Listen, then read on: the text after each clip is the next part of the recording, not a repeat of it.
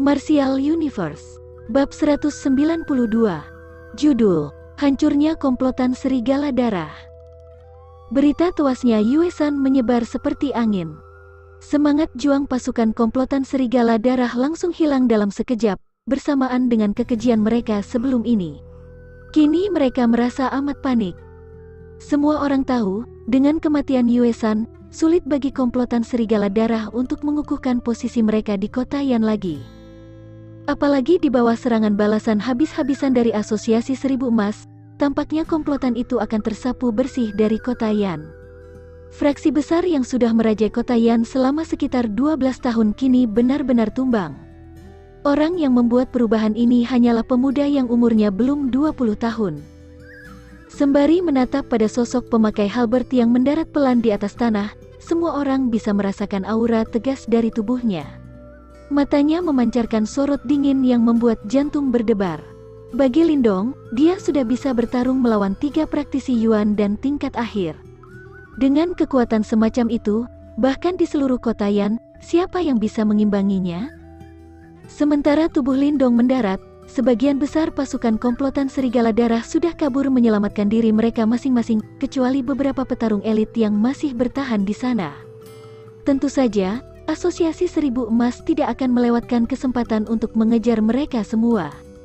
Pintu masuk yang sudah rusak itu tiba-tiba terbuka, lalu pasukan besar Asosiasi Seribu Emas merangsek keluar bagaikan ombak. Mereka semua dipenuhi dengan niatan membunuh, kemudian memburu pasukan komplotan Serigala Darah yang kabur menyelamatkan diri.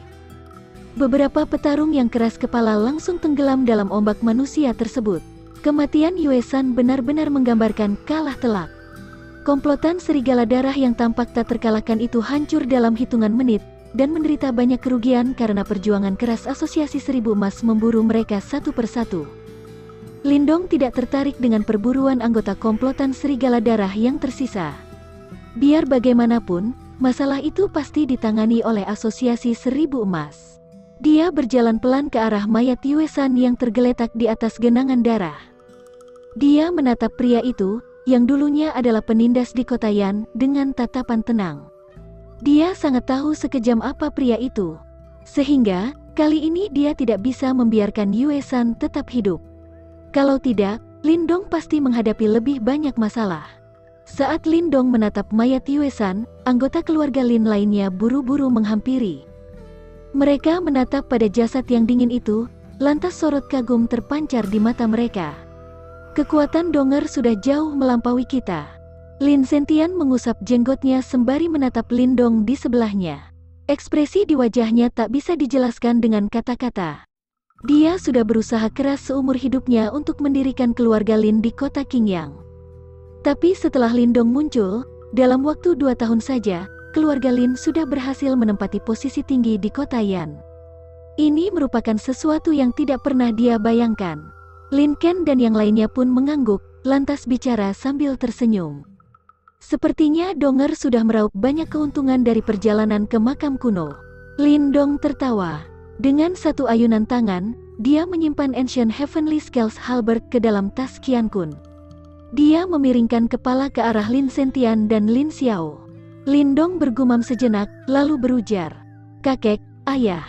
Setelah komplotan Serigala Darah berhasil disingkirkan kali ini, aku akan pergi meninggalkan kota Yan untuk sementara waktu."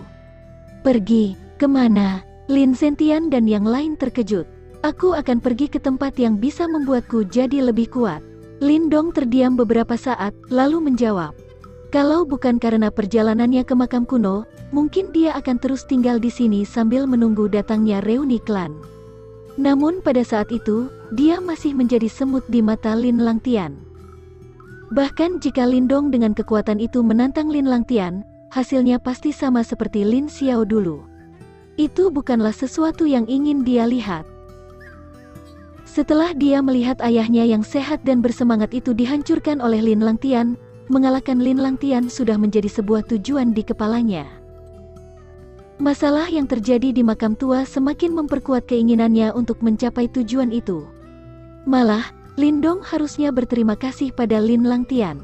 Itu karena dia membuatnya paham kalau masih terdapat celah lebar antara keduanya. Kadang, tidak buruk mengetahui masih terdapat celah besar antara dirimu dengan lawanmu. Malah akan lebih mengerikan kalau kau terlambat mengetahuinya. Untungnya, Lindong berhasil mengetahui celah antara dirinya dan Lin Langtian. Sehingga, hal itu memberinya kesempatan untuk mengejar. Apalagi, dia sudah bersumpah untuk mengalahkan Lin Langtian. Pada reuni klan, dia pasti akan mengalahkan sosok legendaris yang terkenal di seluruh dinasti Agung Yan di depan orang-orang. Karena itu, supaya bisa mencapai tujuannya, dia siap membayar pengorbanan besar dan bekerja sangat keras. Donger, apa yang terjadi? Apa mereka mengabaikanmu saat perjalanan ke makam tua? Sebagai ayah Lindong, Lin Xiao sangat memahami anak lelakinya itu. Matanya berkedip, lalu mengernyit dan bertanya, "Aku tidak apa-apa, ayah. Hanya saja kota Yan sudah tidak cocok untukku yang sekarang." Lindong tersenyum dan membalas, "Saat ini sudah tumbuh besar dan bisa menyelesaikan masalahnya sendiri. Kalaupun dia menceritakan masalahnya dengan Lin Langtian, hal itu tidak akan bisa menghasilkan apapun, selain membuat Lin Xiao dan yang lainnya marah." Lin Xiao menatap Lindong. Tak lama kemudian, tangannya menepuk keras bahu anaknya, lalu berujar pelan, "Kami tidak akan menentang keputusanmu. Tapi jangan lupa, dimanapun kau berada, dan tak peduli apapun yang kau lalui, selama kau kembali kemari, tempat ini akan selalu jadi rumahmu. Kami mungkin bukan orang yang kuat, tapi untukmu, kami akan melakukan apapun." Sembari menatap ekspresi serius di wajah Lin Xiao, dada Lindong sedikit menghangat. Dia lantas mengangguk dan berujar dengan senyum, "Jangan khawatir, ayah. 2 tahun lagi, aku akan pulang tepat waktu untuk menghadiri reuni klan. Pada saat itu, aku akan membalaskan penghinaan yang pernah kau terima." Dia tidak mengatakan kalimat terakhir itu keras-keras, namun diteriakkan dalam hati. Pada hari itu, dia akan memberitahu seluruh anggota klan Lin yang menghina ayahnya, kalau anaknya telah datang untuk membayar hutang sang ayah. Di satu sisi, saat Lin Ken dan yang lain mendengar rencana kepergian Lindong, mereka merasa sedih. Namun mereka tidak melawan, dan menepuk bahu Lindong lalu mengucapkan beberapa kalimat mengharukan. Walaupun keluarganya belum sekuat beberapa keluarga lain, mereka memiliki persahabatan kuat yang tak dimiliki fraksi lain. Dik Lindong. Saat Lindong mengobrol dengan Lin Xiao dan yang lain, Xia Wancin memimpin beberapa anggota Asosiasi Seribu Emas berpangkat tinggi dan buru-buru menghampiri.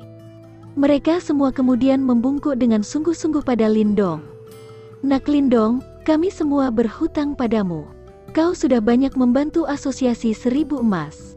Di masa depan nanti, kalau kau butuh bantuan dari Asosiasi Seribu Emas, kami akan mengerahkan seluruh kekuatan kami untukmu tanpa pikir panjang."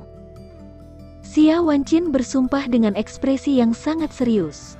Dulu, kekuatan dan potensi Lindong menunjukkan kalau dirinya adalah aset yang sangat berharga untuk dijadikan investasi. Namun dengan kekuatan Lindong yang sekarang, dia sudah mencapai tingkat di mana Wancin pun akan mengagumi pemuda itu. Pemuda itu bisa bertarung melawan 3 orang sendirian, berhasil melukai parah 2 orang dan bahkan membunuh 1 orang. Hasil itu membuat jantung mereka berdebar kencang.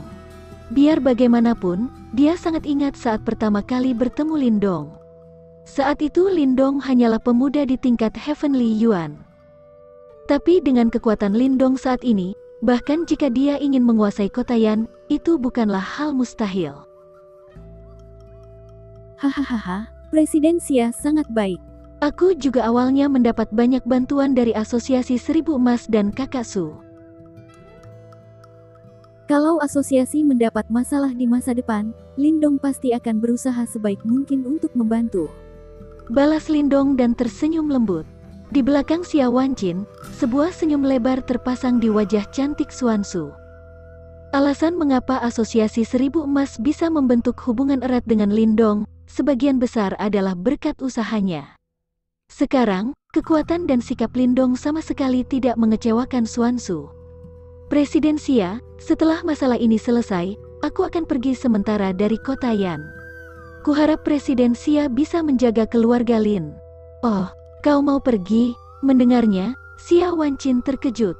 Matanya memancarkan sorot enggan, namun dia tidak berkomentar. Dia akhirnya mengangguk mantap, lalu membalas, Jangan khawatir. Selama Asosiasi Seribu Emas ada di kota Yan, kami akan menjadi sekutu terdekat keluarga Lin. Di titik ini, tak akan ada orang yang meragukan potensi Lindong. Bahkan jika dia meninggalkan kota Yan, dia pasti kembali suatu hari nanti. Pada saat itu, kekuatannya pasti telah berkembang pesat sekali lagi. Makanya, bagi Asosiasi Seribu Emas, dia adalah rekan tersembunyi yang sangat hebat. Yue San sudah tewas. Komplotan serigala darah sekarang hanya tinggal nama. Tapi seekor unta, walaupun sekarat, masih lebih besar daripada kuda. Kalau seseorang lalai, mungkin dia bisa meninggalkan beberapa masalah berpotensi besar. Lindong tersenyum lembut. Dia menatap pada mayat di atas tanah dan bicara. Hahaha, Dik Lindong, jangan khawatir. Sisa-sisa komplotan serigala darah tidak akan muncul di kota Yan lagi. Xia Wancin adalah pria yang bijak. Dia tahu, jika Lindong pergi untuk sementara waktu, dia pasti mengkhawatirkan keluarga Lin. Tapi setelah dia menghancurkan komplotan serigala darah, sisa komplotan itu pasti akan memendam dendam dan mungkin mencoba untuk menyergap keluarga Lin. Karena itu, dia langsung menepuk dadanya, berusaha meyakinkan Lindong dengan sebuah senyum. Lindong mengangguk pelan. Dengan sebuah senyum, dia berujar. Kalau begitu, maaf sudah merepotkan Presiden Xia. Untuk 2 orang dari Gunung Piton Hitam, kuharap mereka bisa benar-benar ditangani dengan baik.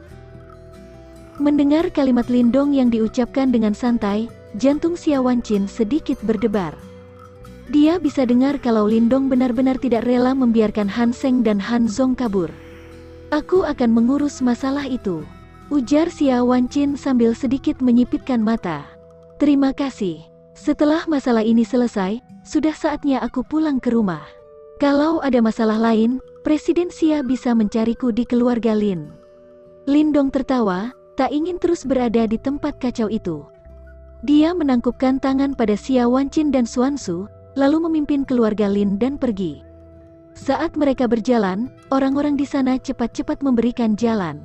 Saat ini tak ada yang berani meremehkan keluarga Lin, keluarga yang baru mengukuhkan keberadaan mereka di kota Yan. Kekuatan mengejutkan yang ditunjukkan Lindong hari ini telah membuat mereka melongo. Ayo, komplotan serigala darah sudah tamat. Di gedung di kejauhan, pria paruh baya dengan kulit seputih giok itu tertawa pelan, lantas berbalik dan pergi. Setelah melangkah beberapa kali, dia tiba-tiba berhenti. Di masa depan, kalian harus berinteraksi lebih banyak dengan keluarga Lin. Lindong memiliki potensi yang sangat besar, dan pencapaiannya di masa depan nanti pasti akan sangat luar biasa. Sebuah provinsi kecil, atau malah satu negara mungkin tidak akan bisa menahannya. Ketika mereka mendengar penilaian pria paruh baya itu, sorot kekaguman terpancar di mata Ziyue dan guru besar Yan.